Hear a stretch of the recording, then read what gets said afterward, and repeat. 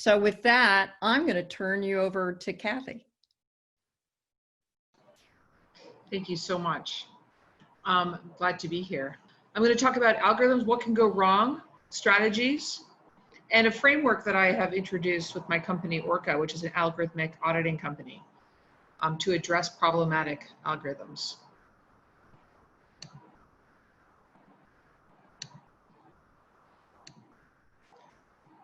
So what are algorithms?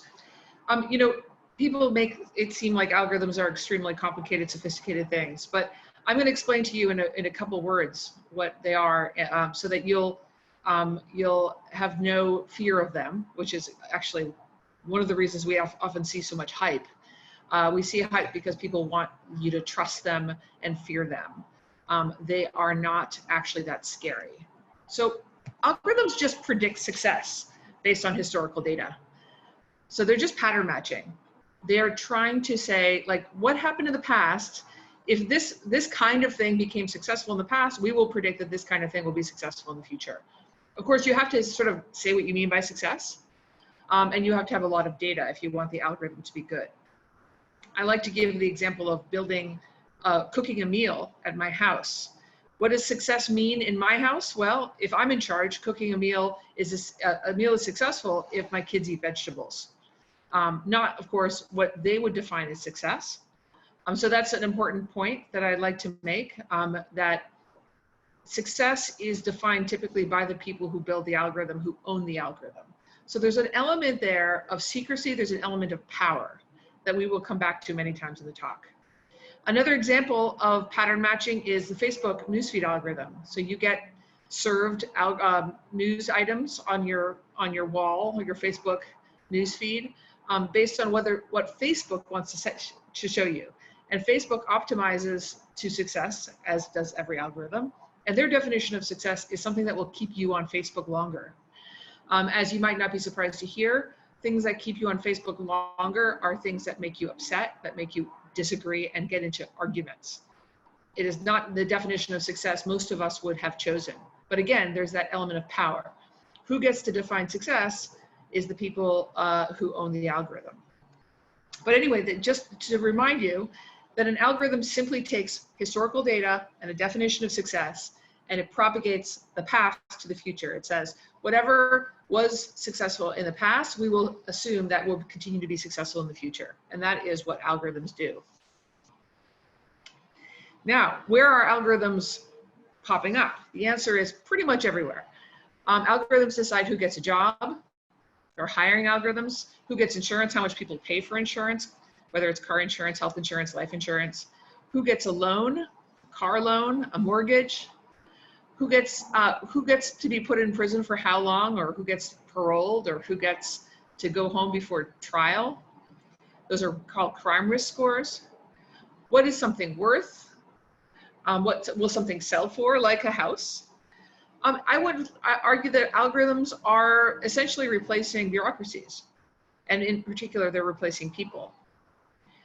Whereas we used to have a bunch of HR experts helping a company decide how to hire and who to hire and what does it mean to have a good fit, we now have algorithms doing a lot of that, replacing a lot of humans.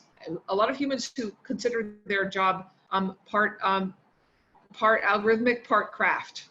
And I think that's probably resonates with many people in the audience who are appraisers. So why are algorithms here all of a sudden? Well, we've had a lot of technological changes. We have an avalanche of data that we can use for, like, we repurpose. We have cheap storage. We have very weak privacy laws in this country, especially compared to Europe. Maybe not compared to a place like China, where at least we have constitutional rights. We have the entire internet based on an advertising business model, which is to say, we target ads at every level and every place, and that's how we get most things paid for, which is to say we have a lot of information and profiling information about the people who navigate the web. And I should point out that the sort of real technological advance is the sort of way that big data allows us to repurpose what I call digital exhaust. What I mean by that is you don't actually, like old-fashioned statistics gathering meant things like asking people their political opinions. Whereas nowadays we can sort of infer political opinions from stuff you just do on the internet every day, or the stuff you post on social media. You don't actually have to be asked direct questions. We can repurpose the stuff that you already put on the internet to infer what kind of opinions you have about politics or what have you. And by the way, I was a data scientist for some time doing this kind of thing. That's why I keep on saying we. I should also add that like a lot of this stuff isn't very good. It's really just not very accurate, but it's better than guessing, and it's getting better all the time. I used to say when I was a quant at D.E. Shaw that like, if you are right 51% of the time and when you're in futures trading, then you can make good money. You don't have to be 100% accurate whatsoever. And the same goes for most of data science. You're guessing a lot. The error bars are very large.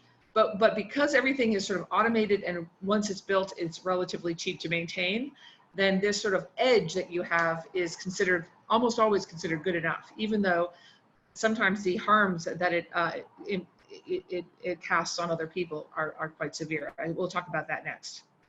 Finally, I would say that this might not surprise you to hear, a lot of these algorithms are actually quite gameable for the insiders. And I saw that firsthand during the credit crisis, working in finance and seeing how AAA rated mortgages weren't really very trustworthy, but because the investment banks that bundled these securities knew how to game the risk models for mortgages, they got those AAA ratings, even though the rating agencies knew that the mortgages weren't very good. Those were gamed. And they were only gamed by the insiders. The people on the outside were expected to trust those AAA ratings. That was the first sort of example I came across as a working mathematician outside of academia, that algorithms could be really, really powerful tools of corruption. So those are what algorithms are right now. And they're everywhere. They're powerful. They're owned by people who decide what success looks like. As you can imagine, that means there's a lot that could go wrong. So next we're going to dive into the failures. There's different failures. And one of them is something I learned from Joan a couple of weeks ago. So I'll talk about that in the fourth example. But the first example, I just want to say this is a unforgivable failure from my perspective as a mathematician. Just bad statistics, just bad statistics. And this will bring me to sort of my job now, which is auditing. I feel like statistics that this bad should not be allowed. You know, we should have some form, some standards for making sure that this stuff makes sense. And the example I'm going to give comes from evaluating teachers. And the idea was we're going to hold bad teachers accountable in order to close the achievement gap. And it's like a long-standing political goal of many presidents from left and right. Race to the top, no child left behind, all of that stuff was about trying to close the achievement gap and get poor kids caught up to rich kids, and it wasn't working. And the idea was hold bad teachers accountable as if it's the teachers like that are bad that are at fault. The first step though was, well, who's a bad teacher? How can you hold bad teachers accountable if you can't find bad teachers? So there was a teacher assessment score. It was terrible. It was almost a random number generator. And the evidence I have for that, which is really hard to get, but out of a lot of luck got it, was that some teachers in New York City in 2012 were actually evaluated for the same class, for the same subject, I should say, the same year. So this is supposed to be two evaluations that are basically answering the same question.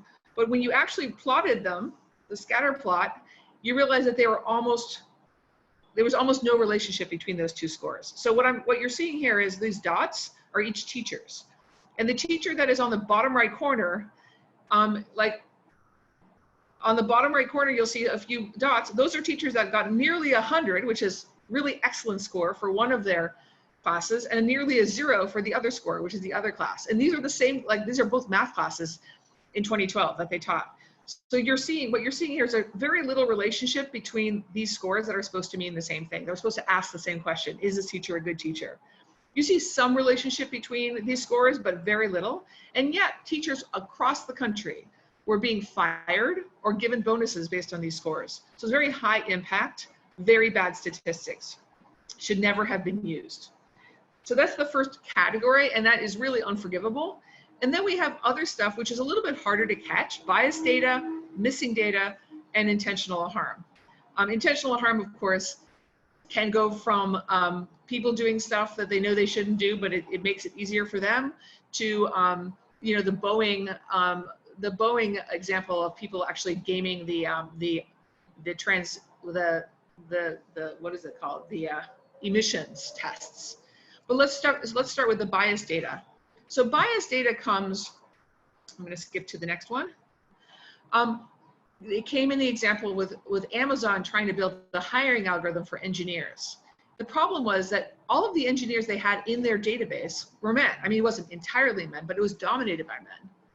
And they had a pretty bad track record of hiring female engineers. So when they built this machine learning algorithm, it was pattern matching. As I said before, when an algorithm just pattern matches, somebody who was successful in the past will be predicted to be successful in the future. When they built this algorithm and then they tested it, they realized that things like women's chess clubs, if that appeared in the application, or the word Barnard for Barnard College, any women's college names were given negative points. So those applications were downweighted. Whereas any application had the word executed, for whatever reason, men are much more likely to use the word executed in their CV. That was given extra points.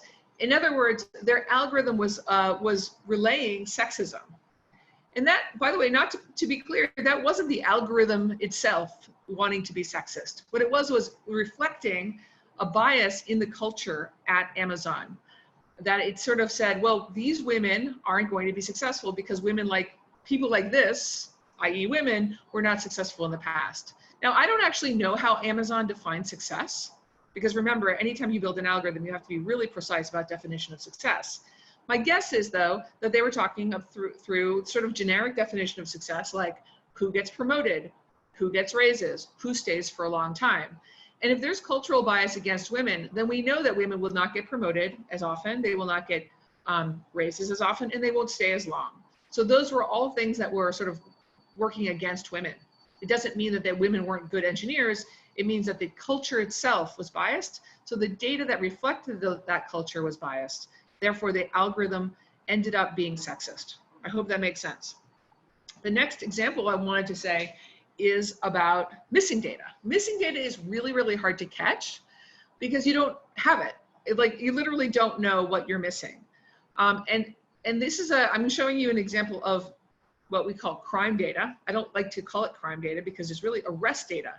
And this is sort of the only data we have, which I call ground truth. Like, this is the only sort of ground truth into showing us just how bad our data is, our crime data.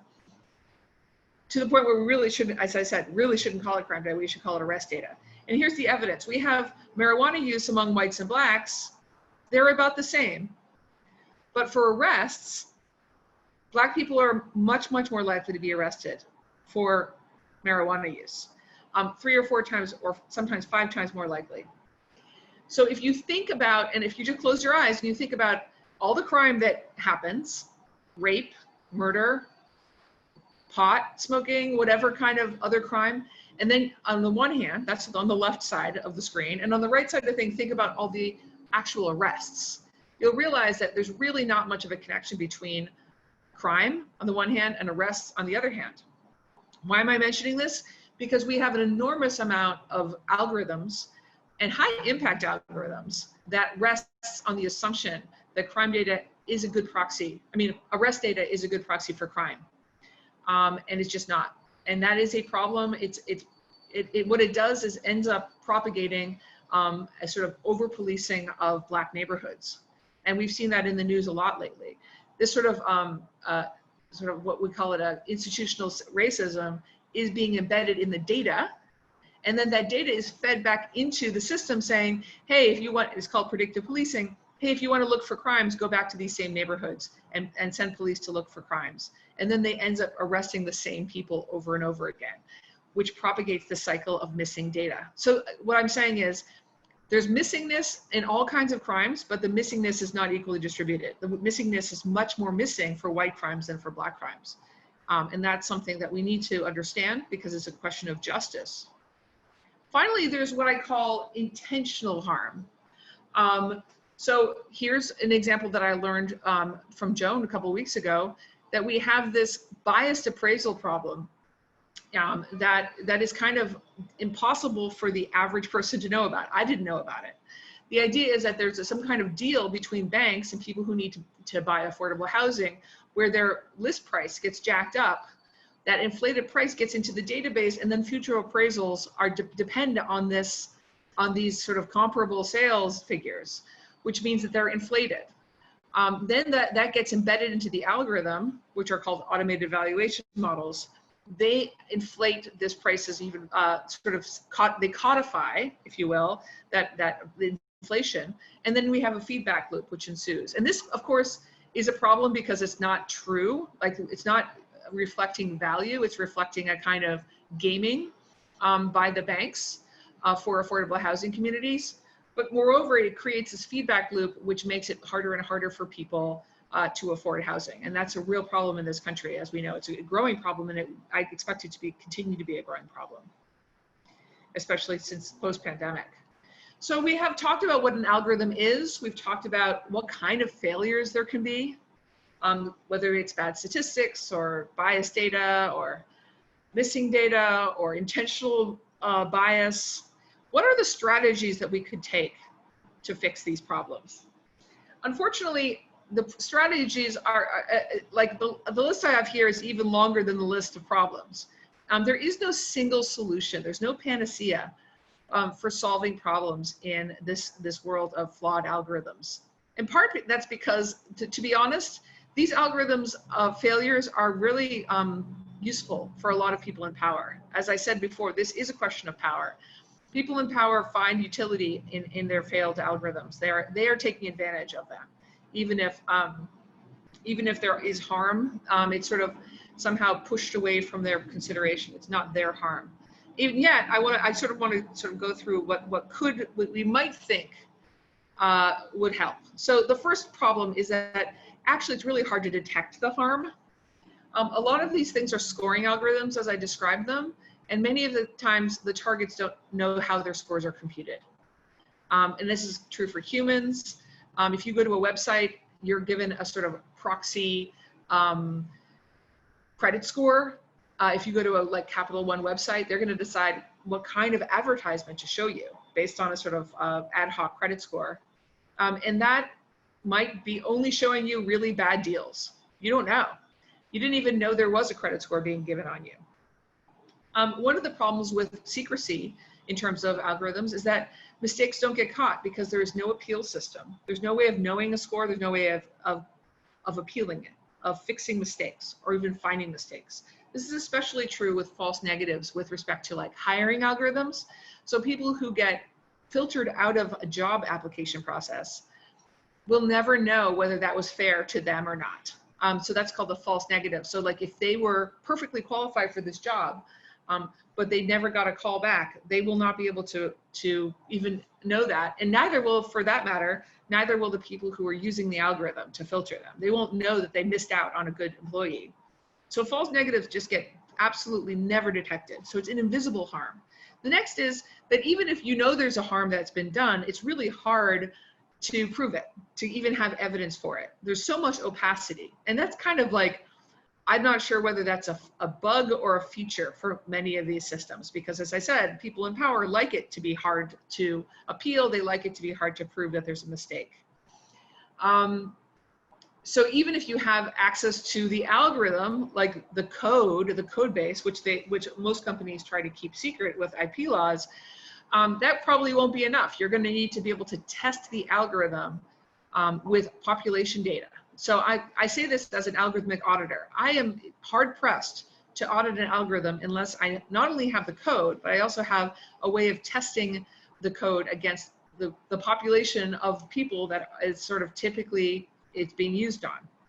And another way of saying that is an auditor, when they are tracing an algorithm and trying to see whether they work, trying to see whether it's fair, trying to see whether it's legal and compliant, I have to be able to ask and answer questions. I have to be able to say, hey, hiring algorithm, are you offering this STEM job twice as often to men than to women? And the only way you can't answer that question by putting in a specific woman's data. You have to put in an entire population of women's data and a population of men's data that are similarly qualified, and then see who gets filtered out. I hope that makes sense. There's also this power asymmetry I keep on referring to. IP laws means that people who own the algorithm often don't have to explain how it works. And that's even true when the algorithm is being used by governmental agencies. And I'm not sure why. There's some, some experts on FOIA law could explain this to me better. But even when we are paying for civil servants to be doing stuff on our behalf, like teaching our children in the case of teachers, or policing our neighborhoods in the case of police, the algorithms that are being utilized by those government agencies are not inspectable through FOIA. I have tried, and it is not possible for me to get access to that data, that code. Moreover, there's another power asymmetry, which is that the regulators who are technically supposed to be auditing these algorithms and making sure they're compliant don't understand enough about technology or algorithmic auditing to do it. So there's a technology gap. All these things put together means that algorithms are essentially the perfect mechanism to bypass existing rules and regulations. And that's how they have been used. Before I go on, I just want to point out that when I say algorithm, I really don't mean algorithm. I mean an algorithm and a context in which it's used. So I have two examples of algorithms that could be good or evil based on how they're used. So it's the same algorithm, different use. One is good, one is evil. I'll tell you one of them. This is a health risk score.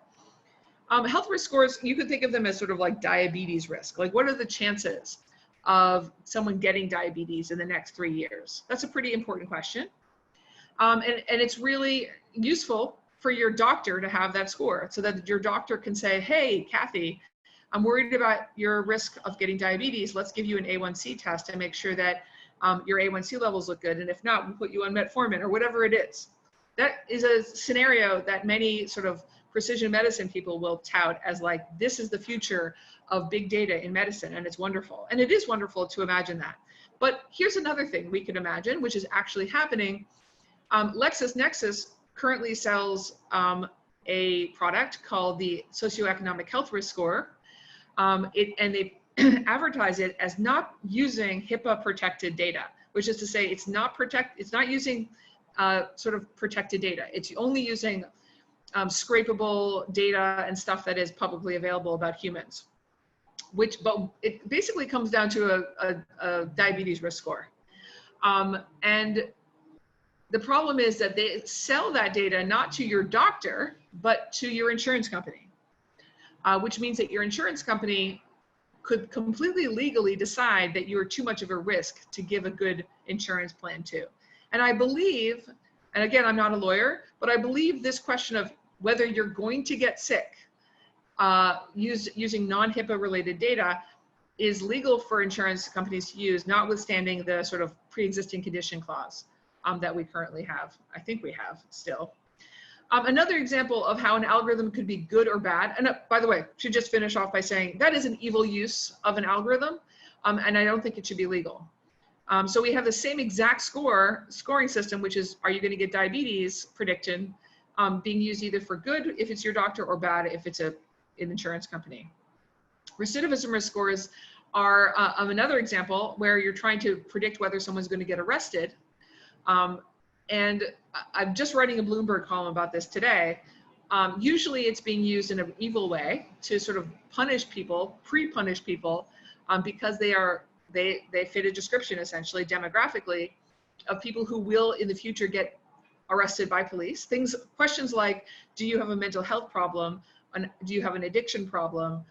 Those are the kinds of questions that are in this questionnaire. So they're like, are you someone who will be criminalized by the police in the future? My point of my column today is we could also use that similarly, that same exact scoring system, instead of using it to punish people who are unlucky, who are in the wrong demographic, we could be using that to address the many, many problems that we are now currently expecting our police to address that they have actually no ability to do.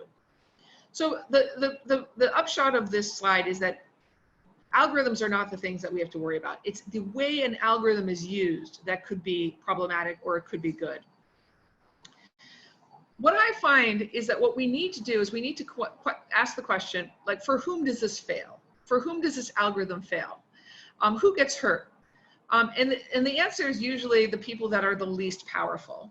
The people who are in power, who control the algorithm, almost always make sure that their interests are supported by the algorithm that they put into use. The people that are hurt are the ones that pretty much cannot fight back. Even if they know they are harmed, as I said, many of them do not know they are harmed. The only way, because of this context, because only powerless people who can't fight back are the ones that are getting really super harmed, the only way of dealing with this is through regulations and standards. So when we talk about the example with the appraisals, we need better standards. We need to double check independence. We need to make sure that there is no bias, because the people that are getting hurt there are exactly, as usual, the people that don't have the power to fight back, the people that are trying to get affordable housing. So the last thing I'll say, and then I'm really looking forward to questions, is I'm going to talk about the framework that I have developed with my company Orca to try to audit algorithms. And again, I started this question, for whom does this fail? And the idea is algorithms in context. Again, I'm not talking about a specific algorithm, but an algorithm being used in a context. They have a lot of stakeholders. There's not just one stakeholder. Of course, there is at least one stakeholder, the people that are deploying the algorithm. But the ones that we really are worried about are the ones that have many, many stakeholders. The public is a stakeholder. Specific parts of the public are stakeholders. And the idea with the ethical matrix framework is that we're going to have a conversation and we're going to ask a very broad question. That broad question is going to be, what does it mean for this algorithm to work? Does this algorithm work? And what does it mean to work? And for whom does it work? Or for whom does it fail? The idea with this setup is that this is a conversation we haven't been having enough. Why not? Because most people shy away from algorithmic questions because they don't think they're experts enough. But this is meant to be non-technical. The idea is that you're going to have a non-technical conversation about algorithms that will surface the actual underlying values that we want to put forth, that we want this algorithm to faithfully render. So if we want to make sure that the people who are harmed are the ones that are in power, we can make that happen, but we have to actually build that into the algorithm. It won't automatically be built into the algorithm. So the idea is we're going to start with an algorithm in a context. We're going to think about the finite list of problems that this algorithm might have with respect to stakeholders, the different stakeholders, and to respect to what does it mean for it to fail or succeed. And we're going to make it into a finite list of things to double check. And that could mean, like, we have to make sure that this particular type of data is good. It is not biased, it's not corrupt, it's not missing. And so, you know, in a conversation around, I keep going back to the example that Joan explained to me, we would say, okay, what is the worst possible, what are the least powerful stakeholders and how would they be harmed? And what is the data in particular that is harming them, or what is the part of the process that they are most susceptible to? And what is the list of monitors that we can set up to make sure that those terrible things, those worst case scenarios are not in fact happening, or if they are happening, how can we address them? And this is the idea, finally, and I'll go into the details and some examples of this, is that we need to build a new structure for what it means for an algorithm to be accountable. Right now, there's no sense of accountability with algorithms. We have data scientists who are like basically just nerds that are building these algorithms based on methodology they learned in school, and they don't often think through what could go wrong, what is this data really coming from, what are the problems with this data, what are the concerns around this data, and who might they hurt. And by the way, I'm not claiming the data scientists should become ethical experts. That's not my point. My point is that we should have that ethical conversation, or the conversation around balancing different stakeholders and their concerns, separate from the data scientist's job. The data scientist should come in at the end and sort of translate all those decisions we make in this conversation, translate that into code. That is what a data scientist is good at, is translating things into code. What they're not good at are the ethical considerations in the first place. So the way that the ethical matrix works is the rows of the matrix are the stakeholders. And those are basically the people who are impacted by this algorithm in its context. So these are the appraisers in the case that Joan explained to me, the homeowners, the new homeowners, maybe the people selling their house, the public at large, the government, the regulators. And the question is, who would be harmed if this fails, if this system fails? And there's people who are always going to be on that list, also other people who are indirectly targeted or are impacted by the system failing or succeeding. Sometimes you'll have subcategories. That's why, you know, like I mentioned, like you might have home buyers, but you might think, oh, the home buyers who are new, first-time home buyers are a different subcategory from the home buyers that are selling their first home and buying a second or something like that, because their concerns might be different. And as soon as you have subcategories where their concerns are different, you have them as separate rows. And then the columns of the matrix are basically answering the question, what does it mean to fail? What does it mean to succeed? Now, obviously, the people who built the system want sort of pretty standard things. They want accuracy, profit, efficiency. But the people who are indirectly related, or like the targets, are things like, they will worry about other things like error rates or unfairness or bias or transparency or explicability or access or appeal.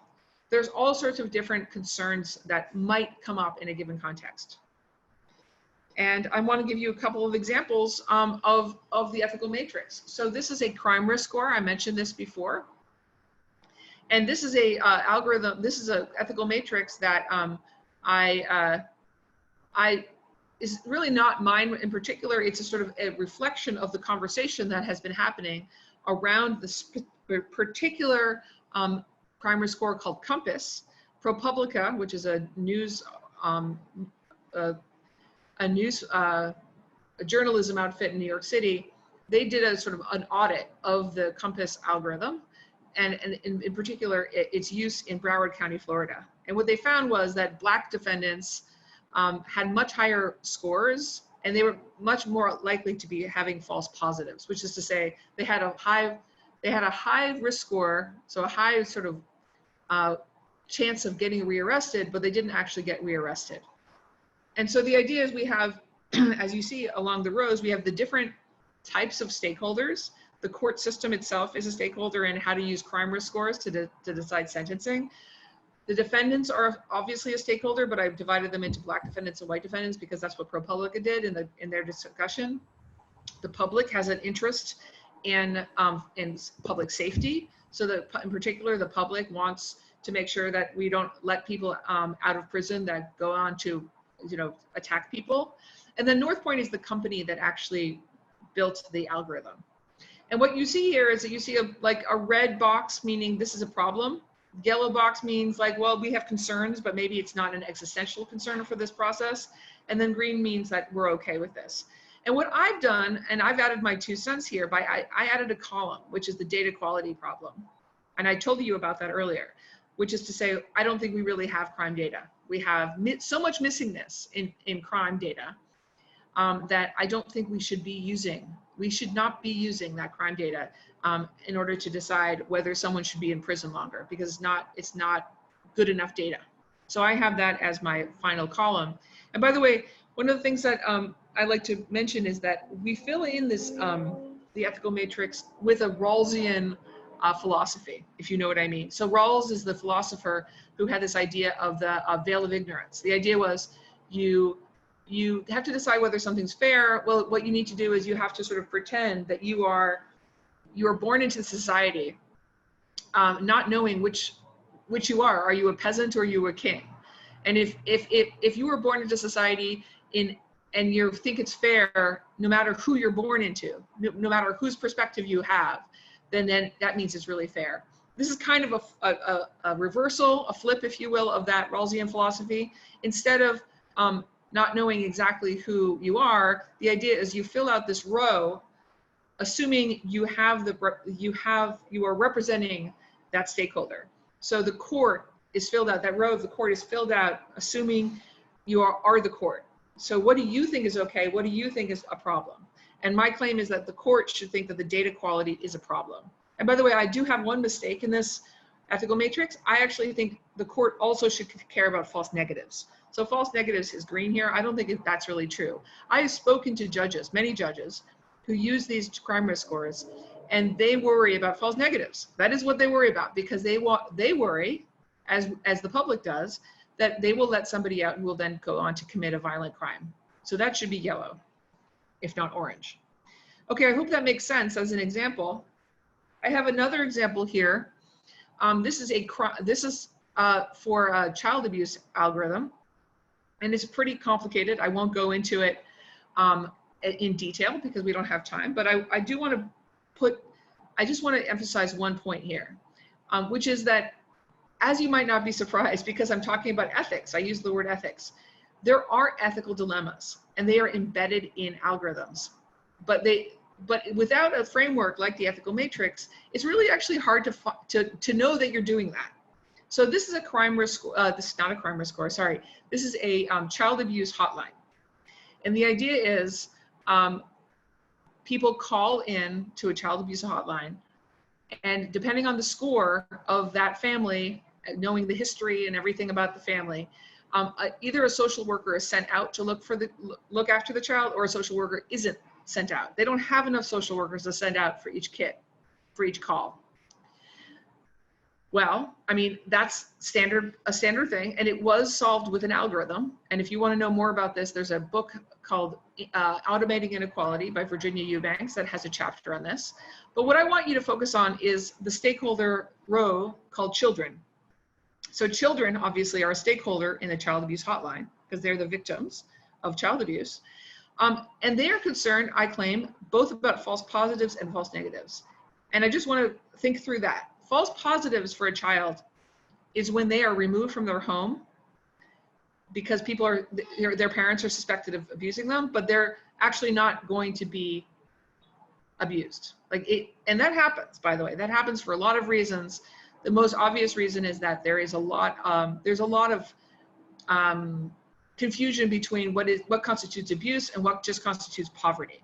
So if a family is like running out of money and they can't pay for heat, then the kid is removed from their home, and that will make it much more likely for them to be removed from their home in the future. And so this kind of thing really does happen, this false positive. So again, it's a kid who's removed from their home when they shouldn't be, and that is a tragedy for that child. Of course, that's why it's red.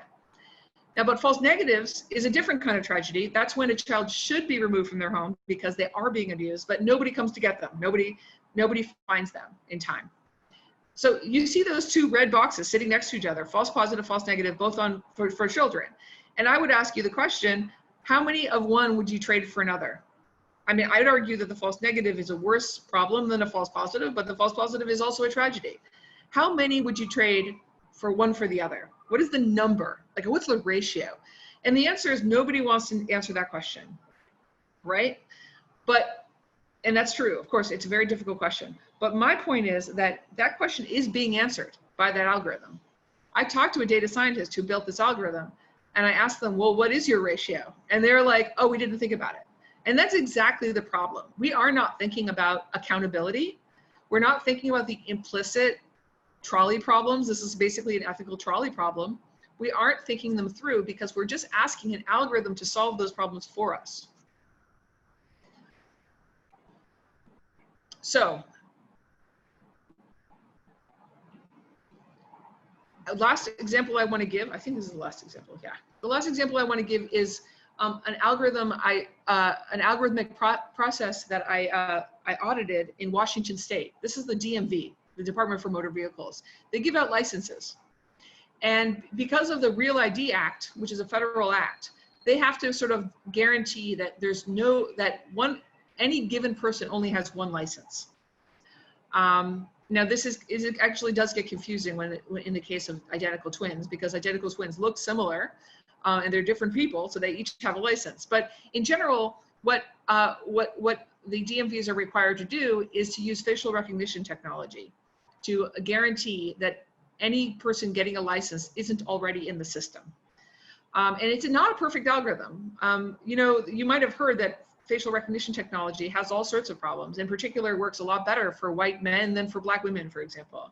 There are all sorts of harms that could be imposed on certain populations if that algorithm is being used badly. But what we found in Washington State is that they have incredibly robust human oversight. They have supervisors who check in on every single time the algorithm comes back with a positive match to double check, like, because humans are actually better at this than computers. They have, I won't even go into all of the different human oversights systems they have, but they have like multi-layered human oversight systems. And our finding overall was that the algorithm was actually used in a totally robust way, in a way that could be absolutely defended and where the harms are minimized. So the algorithm was helpful, in other words, but it was helpful because we had these humans that were using their craft in ways that they're experienced to do in order to build, make a better algorithm, make a better system overall. So just to be clear, like, we're talking about an algorithmic system where the algorithm played a part, but it was only one part. And it was okay, even though the algorithm itself was imperfect. It was, the overall system was actually quite good because the humans were allowed to do their thing. I'm going to stop there, and I'd be really, really grateful for questions. Okay, Cathy, that was awesome. Actually, the first thing I want to clear up, since you quoted me, was because I'm sure my lender friends are going to be calling me any minute now. The abuse of seller concessions and its impact on affordable housing, it's actually not, it doesn't emanate from lenders. It does exist, but it's written in policy. So it's pretty much all the policy, Fannie, Freddie, VA, FHA. And I don't think the intentions are harmful or meant to be hurtful, but they are enabling bad behavior. So when you have a high LTV situation, and then you also make an allowance for seller concessions, then you're potentially putting that borrower, especially a first-time borrower, in a negative equity position. So they're trapped into a hole that they can't dig out of from day one. And then if they actually buy a house, let's say the hot water heater blows up or something happens early on in that mortgage, when they haven't had a chance to have any equity and they can't afford that repair, then they're going to go into default. So sometimes they don't return to the housing finance system. And in fact, we have a session, I think, at the very end of the day today that's going to talk very specifically about that. But one of my takeaways from what you spoke about was, it's amazing to me how math intersects with philosophy and ethics a lot. And we're seeing that, you know, we had a conversation about this before the event went live about what's going on with COVID and some of the ethical implications there.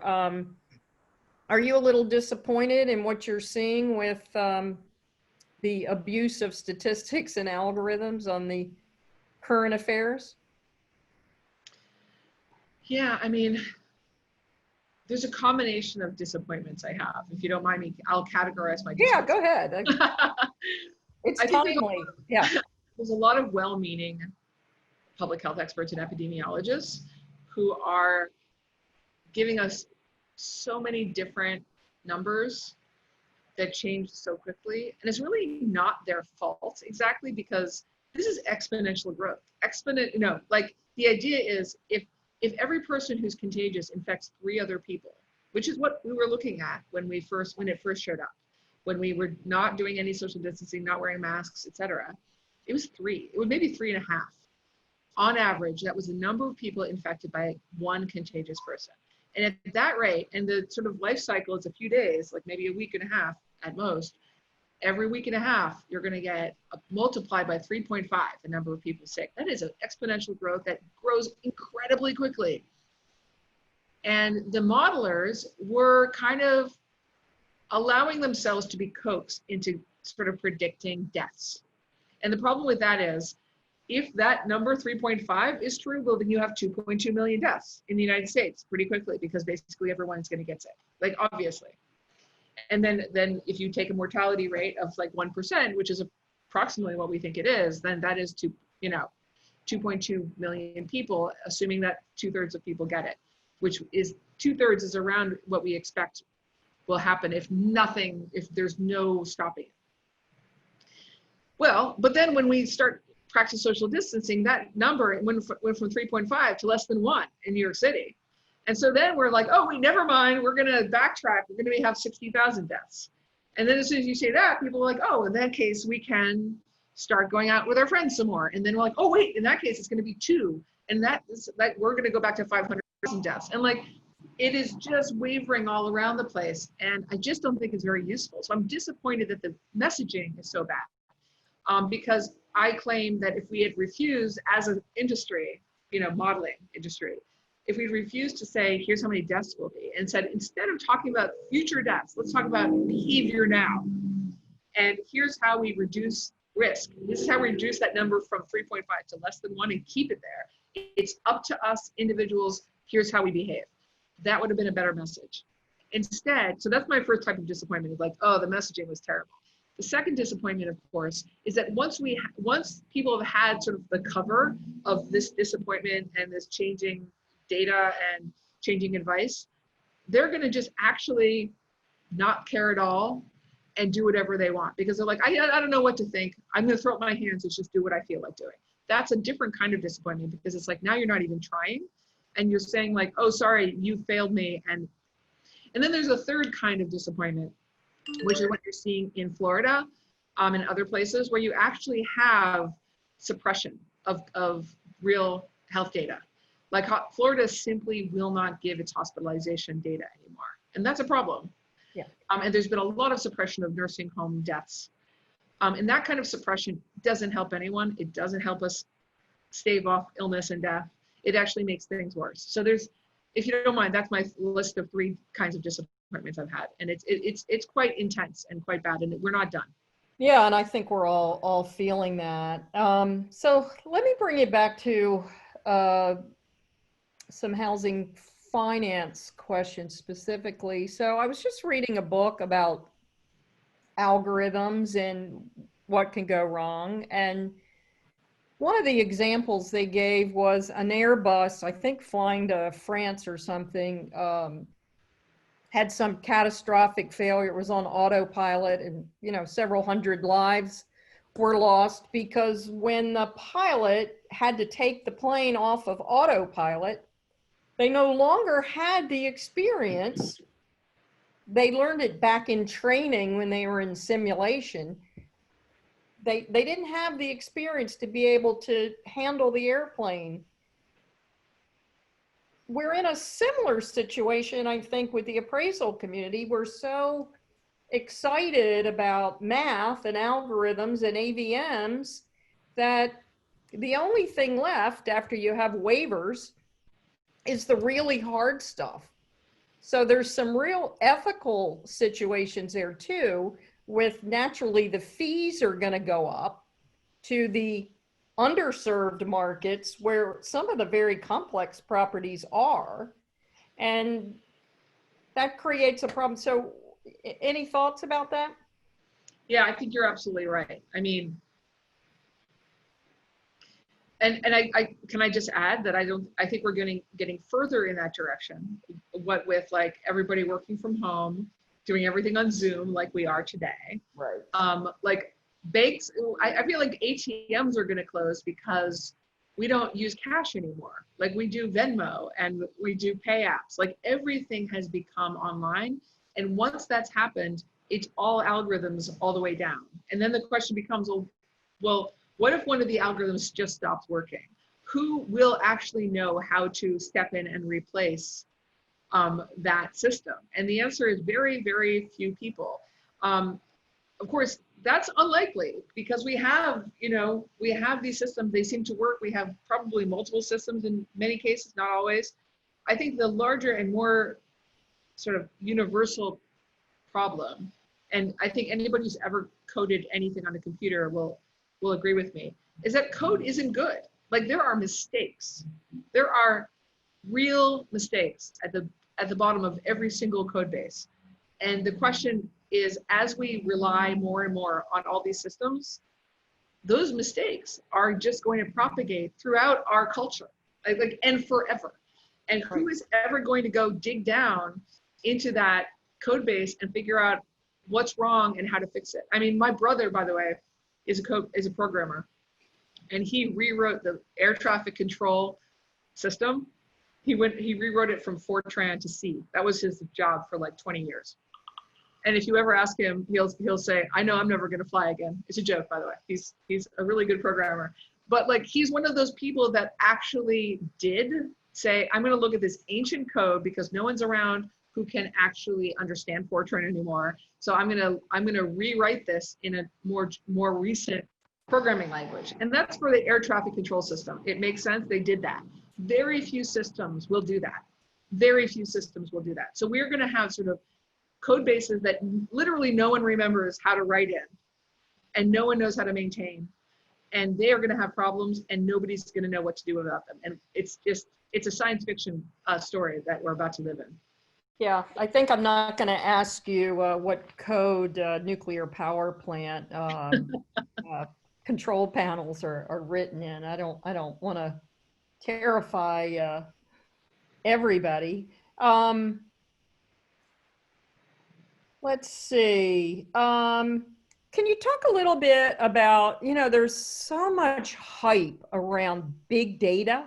Yeah. I mean, data is king, as they say, and appraisers, that's what they do. I respectfully submit they have a regression model built into their brain.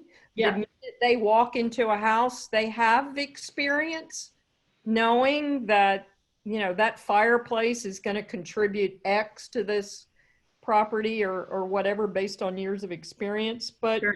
we no longer value human expertise and judgment. And in fact, appraisers are no longer allowed to write in the narrative of a report, "I base this adjustment on my experience in this market." That is verboten. So how do we, what do you think the solution is? My thought is it's man and machine, but I sure would love to hear your thoughts on that. Yeah, I 100% agree. And that's why I ended with that example from the DMV in Washington State, because the algorithm isn't that great, but they didn't rely on it being perfect. They relied on it being imperfect. They were like, "We know this is going to make mistakes. Here are the people. Here's the first line of defense against the mistakes. Here's the second line. Here's like our appeal system, which is really, really deep and fair and has oversight. And like from the top down, they all know this could go wrong. We have to be prepared for it being wrong, and we have to protect the people if it is wrong." And and that's what they're doing. It's very, very rare, but I really like to highlight it because I think it is the most accountable future of how to use algorithms in a bureaucracy appropriately. Basically, it's like one of those like trust but verify, except it's like don't quite trust but definitely verify approaches to algorithms. And it sounds like you guys desperately need that kind of skepticism. I call it data skepticism. I don't want to be a cynic, but I also know enough about how code works and how algorithms work and biased data and missing data. I know enough to be skeptical and to say, I would like to see the evidence that this works, that it's fair, and that errors are caught. Yeah, and I think we'll end on that note because I'd rather be labeled a skeptic because I think that's healthy rather than a Luddite, which I think everybody has accused all appraisers of being buggy whips, manufacturers. And I do think there is some really exciting technology that will be helpful to the appraisal community. I just think it needs to be put in the hands of the appraisal community and have some independence there. Well, Cathy, thank you very much. It's really been an enlightening session. I appreciate it. Thank you.